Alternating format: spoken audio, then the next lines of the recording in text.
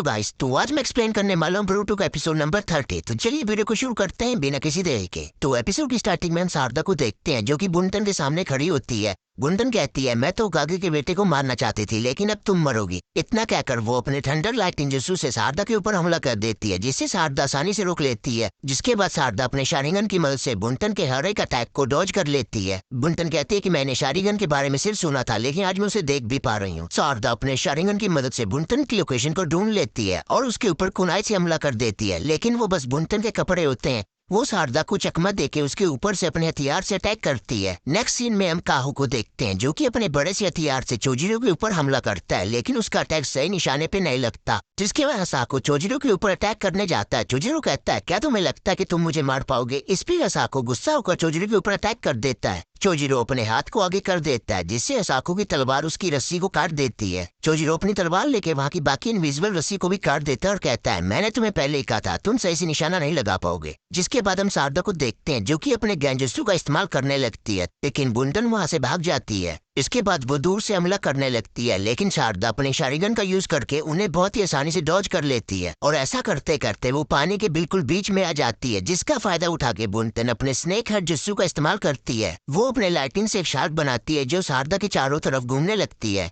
बुंटन उसके सामने नहीं आती क्योंकि अगर शारदा उसके हैंड साइन देख लेती तो वो अपने शारिगन से उसे कॉपी कर लेगी, इसलिए वो दूर से अटैक करने लगती है। लेकिन शारदा उसे डॉज कर लेती है और आसानी से दूसरे पत्थर पर जंप करती है, लेकिन वो फिर से उसके ऊपर अटैक कर देती है। दूसरी तरफ हम चोजिरो को देखते हैं जो कि साधु की स्वॉर्ड को बहुत आसानी से रोक पा रहा होता है, लेकिन तभी काहो अपने हथियार से चोजिरो की तलवार को तोड़ देता है। नेक्स्ट सीन में हमें शारदा दिखाई देती है जो कि पत्थरों के पीछे छिपी होती है। वो कहती है कि उसे रोल कॉल से पहले बुंटन को हराना होगा, लेकिन तभी बुंटन उसके ऊपर अटैक कर देती है। शारदा अटैक को डॉज करते करते पानी में गिर जाती है और तभी इलेक्ट्रिक शार्क उसे आके खा जाती है, लेकिन वो शारदा का शैडो क्लोन होता है। असली शारदा एक बोट में छिपी होती है। वो बुंटन की लोकेशन को ढूंढकर उसके पास पहुंच जाती है। वो अपने शारिंगन की मदद से बुंटन का हैंडसाइन कॉपी करके उसके ऊपर फिर से अटैक कर देती है। फिर बुंटन दोबारा से हैंडसाइन करने लगती है। वो उसे भी कॉपी करके उसके ऊपर अटैक कर देती है। बुंटन बहुत ही ज्यादा गुस्सा हो जाती है और कहती है, तुम्हारे जैसे लोगों के अंदर कोई स्किल नहीं होती, तुम सिर्फ हमारे जिस्सु कॉपी करते हो और हमारे ऊपर अटैक करते हो।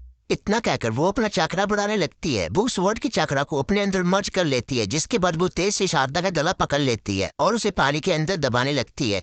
नीचे हम शार्क को देखते हैं, वो भी शारदा को मारने के लिए आ रही होती है। नेक्स्ट सीन में हम देखते हैं कि बोरुटो कागुरा को समझाने की पूरी कोशिश कर रहा होता है, लेकिन कागुरा उसकी बातें नहीं मानता। तभी शिजुमा वहाँ आता है और बोरुटो को मारने के लिए आगे बढ़ता है। इस पे कागुरा उसे रोक लेता है और कहता है कि तुम नहीं, मैं उसे मारूंगा। जिसके बाद कागुरा बोरुटो के ऊपर हमला कर देता है। जिसके बाद हमें शारदा को दिखाया जाता है जो कि बुंटन के हर एक अटैक को कॉपी करके बच रही होती है। जिसके बाद शारदा अचानक से गायब हो जाती है। बुंटन को शारदा की लोकेशन बिल्कुल भी पता नहीं होती। तभी उसे पानी के अंदर सूरज नजर आता है और हमें बुंटन का पास्ट दिखाया जाता है, जहाँ पर वो एक बाल्टी पानी लेकर अपनी मम्मी को कहती है, मम्मी मम्मी देखो मैंने बाल्टी में सूरज को कैद कर लिया। लेकिन उसकी मम्मी उस बाल्टी को लात मारकर कहती है, तुम भी उस आदमी की तरह हो। जिसके बाद हम चोजिरो को देखते हैं जो कि हिबिचिगो के हर एक अटैक को डॉज कर रहा होता है। फिर चोजिरो दौड़ते हुए जाता है और हिबिचिगो के पेट में तलवार मार देता है। चोजिरो ने तलवार को उल्टा मारा होता है, लेकिन फिर भी वो बेहोश हो जाता है। जिसके बाद वो हसाको से कहता है, क्या तुम मेरे साथ लड़ना चाहोगे? जिसके बाद वो चोजिरो के ऊपर अटैक कर देता है, लेकिन चोजिरो उसे अपने टूटे हुए तलवार से रोक लेता है। फिर उसके फेस पर तलवार चला देता है, जिससे उसका हेड बेल्ट टूट जाता है और वो बेहोश हो जाता है। चोजिरो उसके स्वॉर्ड को ले लेता है और काहो के ऊपर इशारा करके कहता है, क्या तुम मेरे साथ लड़ना चाहते हो? लेकिन काहो उसके सामने घुटने टेक देता है और हार मान लेता है। फिर हम देखते हैं कि इचिरो उन्हें ऊपर से देख रहा होता है और कहता है, तुमने उन्हें आसानी से हरा दिया, लेकिन अब तुम मेरे हाथों मरोगे।